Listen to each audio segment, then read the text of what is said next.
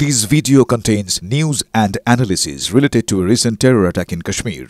The content may include sensitive visuals and discussions that could be distressing to some viewers.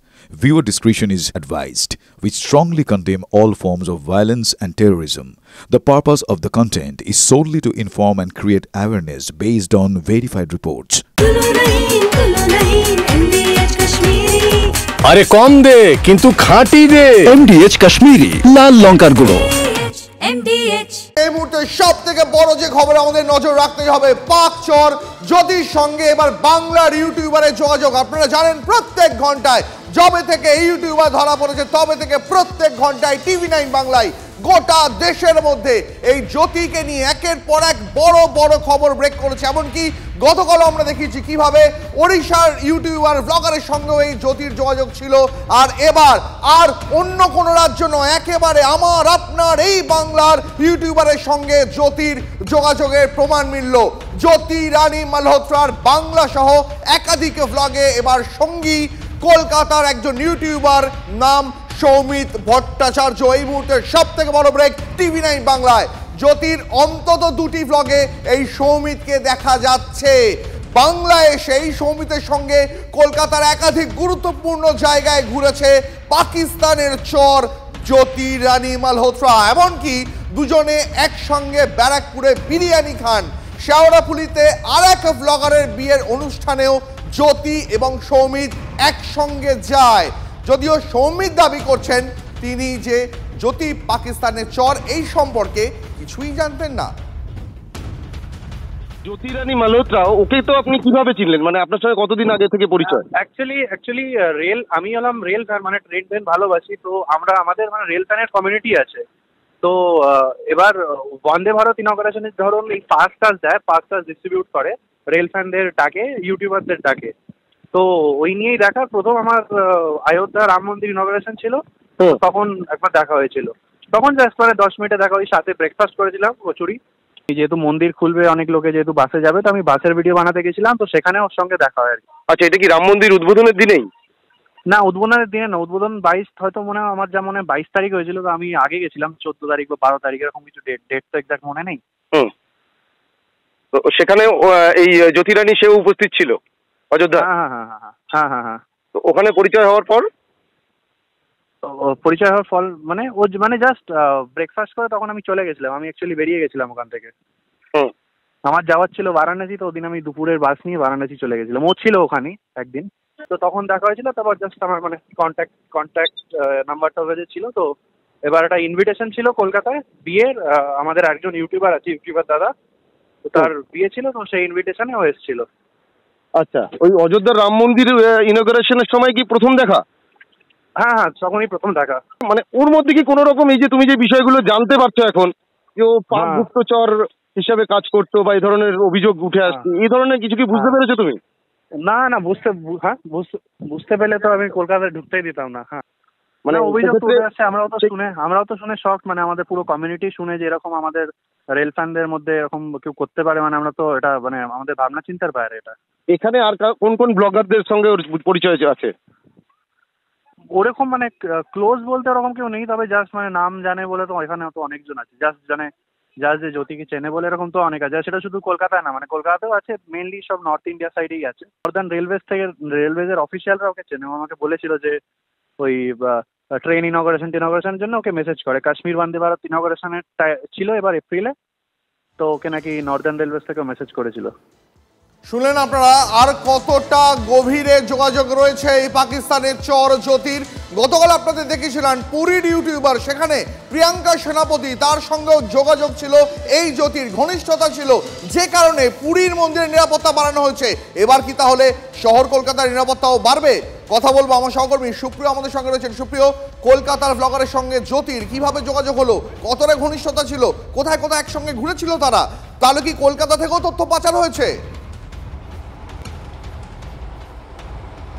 দেখো, সেই আশঙ্কাই কিন্তু এখন করা হচ্ছে, যদিও সবটাই কিন্তু তদন্ত সাপেক্ষ। তবে আমি যে শিয়ালদা স্টেশনের বাইরে দাঁড়িয়ে রয়েছি, আমার পেছনেই শিয়ালদা স্টেশন।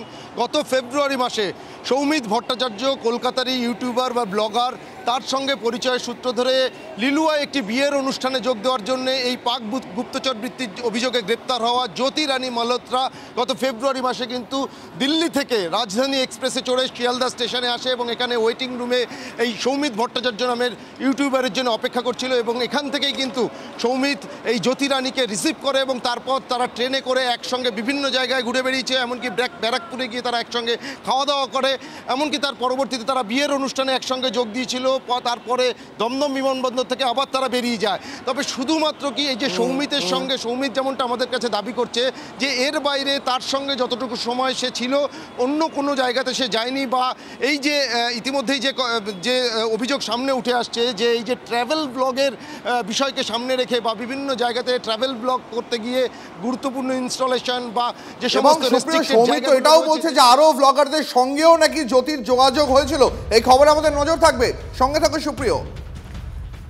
একদম দীপ, সব থেকে আশঙ্কার জায়গাগুলো কোথায় বলো তো? হ্যাঁ, সেই ট্রাভেল ব্লগ করছে, ট্রাভেল ব্লগের আড়ালে এমন জায়গাগুলো যাচ্ছে যেগুলো ভীষণ গুরুত্বপূর্ণ জায়গা, যেমন বালি ব্রিজ সে গিয়েছে। বালি ব্রিজ একটা গুরুত্বপূর্ণ ব্রিজ, উত্তর 24 পরগনার সঙ্গে কানেক্ট করে।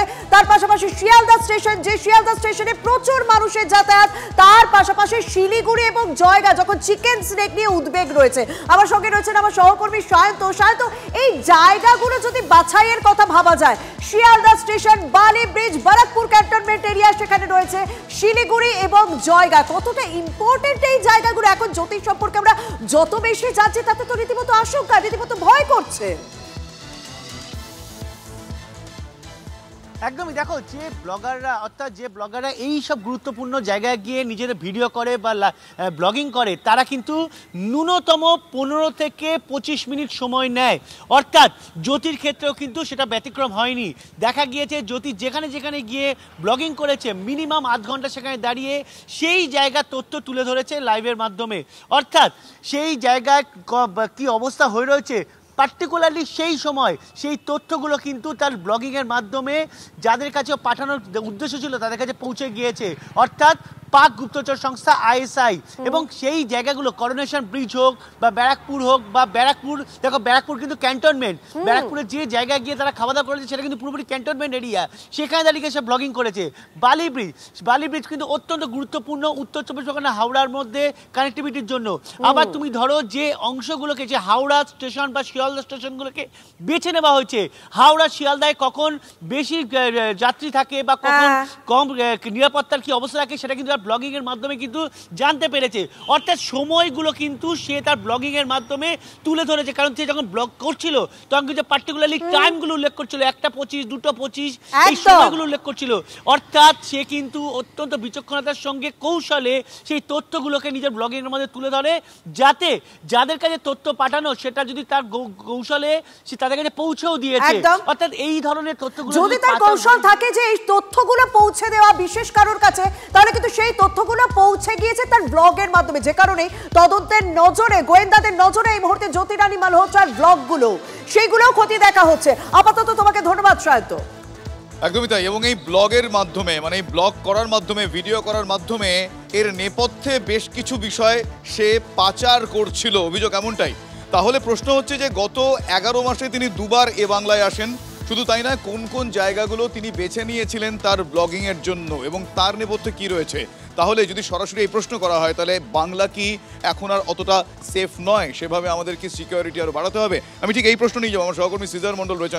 সিজার, কোন কোন জায়গাগুলো জ্যোতি রানী বেছেছিলেন তার ব্লগ করার জন্য এবং সেখান থেকে ট্রানজিট পয়েন্ট কী কী হতে পারে? কি মনে হচ্ছে যে বাংলা সেফ নয়? দেখো, জ্যোতি রানীর যে ব্লগ এখন পর্যন্ত দেখা যাচ্ছে, সেখানে দেখা যাচ্ছে খুব উল্লেখযোগ্যভাবে বেশ কিছু স্ট্র্যাটেজিক পয়েন্ট, বাংলার যে কটা স্ট্র্যাটেজিক পয়েন্ট রয়েছে সেই রকম জায়গাগুলোই কিন্তু তার ব্লগে আমরা দেখতে পাচ্ছি। সেটা একদম বাংলা অসম সীমান্ত হোক, ভুটান সীমান্ত হোক, শিলিগুড়ি হোক, করোনেশন ব্রিজ হোক এবং কলকাতার বেশ কিছু জায়গা। এবং সেই জায়গা থেকে এই সন্দেহটা কোথাও কিন্তু অমূলক নয় যে তার যে চরবৃত্তির অভিযোগ তার বিরুদ্ধে রয়েছে, সেই কাজেই সে কলকাতা এবং বাংলার বিভিন্ন স্ট্র্যাটেজিক পয়েন্টকে ব্যবহার করেছে এবং সেখানকার ভাইটাল ইনস্টলেশন থেকে শুরু করে গুরুত্বপূর্ণ বেশ কিছু স্ট্র্যাটেজিক পয়েন্ট সংক্রান্ত বেশ কিছু তথ্য সে তার হ্যান্ডলার যারা রয়েছে পাকিস্তানে তাদেরকে পাচার করেছে।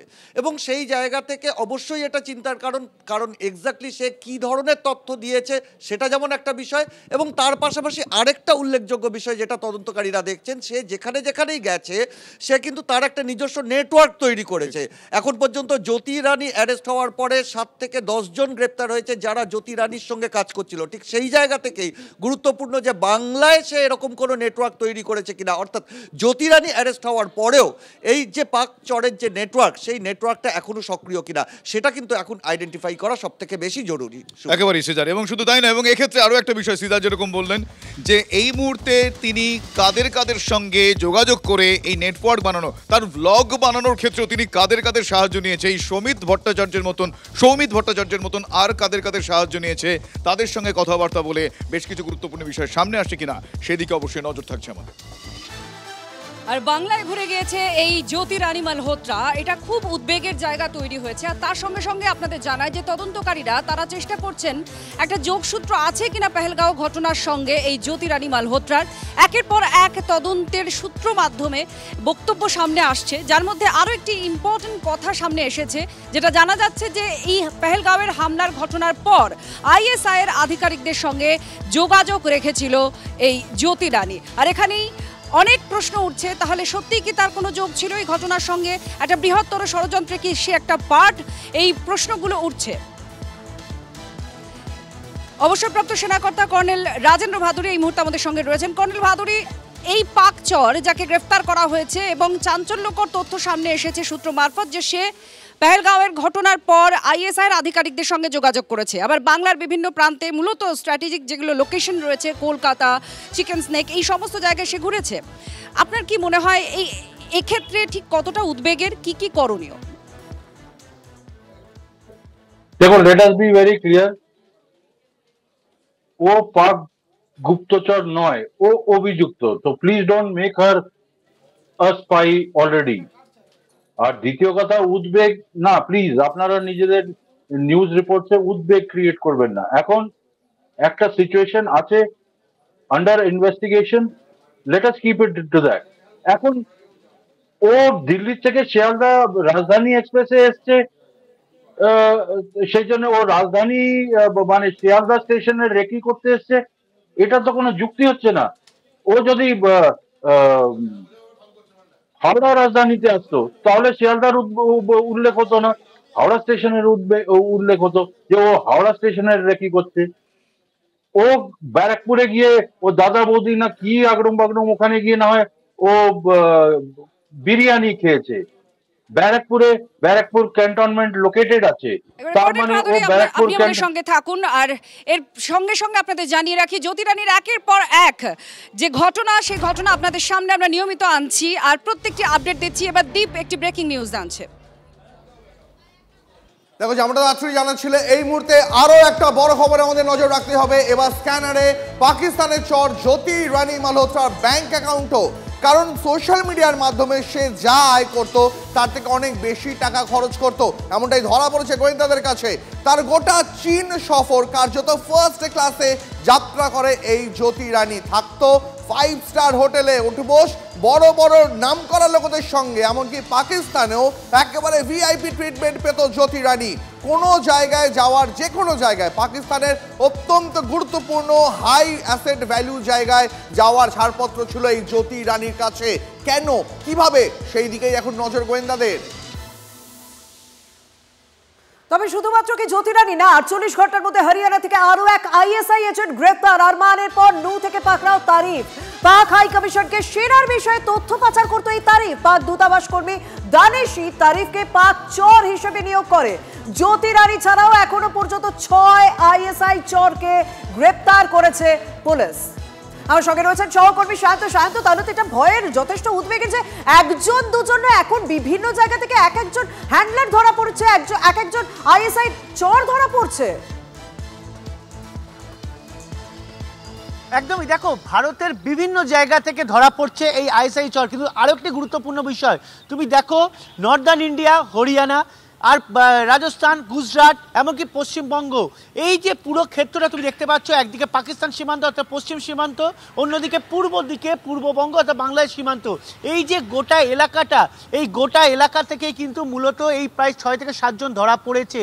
আর এই 6 থেকে 7 জন ধরা পড়ার পর কিন্তু একটা বিষয় পরিষ্কার হয়ে যাচ্ছে যে প্রত্যেকে কিন্তু তথ্য পাচার করতো এবং তথ্য পাচার করে তারা কিন্তু লাক্সারিয়াস জীবনযাপন করতো, এবং সেটা জ্যোতি থেকেই দেখা যাচ্ছে। বাকি যেগুলো ধরা পড়েছে তাদের কিন্তু তাদের এখনো ব্যাংক অ্যাকাউন্ট স্ক্যানিং করে দেখা হয়নি, কিন্তু জ্যোতির ব্যাংক অ্যাকাউন্ট স্ক্যানিং করে দেখা গিয়েছে যে তার লাক্সারিয়াস জীবনযাপন কেমন ছিল, কোনো রকম টাকা ট্রানজাকশন হয়েছিল কিনা সেই সমস্ত ব্যাংক অ্যাকাউন্ট দেখা হচ্ছে, এবং কারা কারা এই জ্যোতি রানীর সঙ্গে ইনভলভ এবং কারা কারা আইএসআই এর সঙ্গে ইনভলভ সেই সমস্ত বিষয়গুলো ইতিমধ্যে তদন্ত করে দেখা হচ্ছে। শান্ত, তুমি আমাদের সঙ্গে থাকো। যদি এমডিএচ কিচেন কিং কিচেনে থাকি তো আমরা যা ইচ্ছে তৈরি করতে পারি, বেগুনের ভর্তা, আলু কপি, ভিন্ডি মশলা, আরো অনেক কিছু।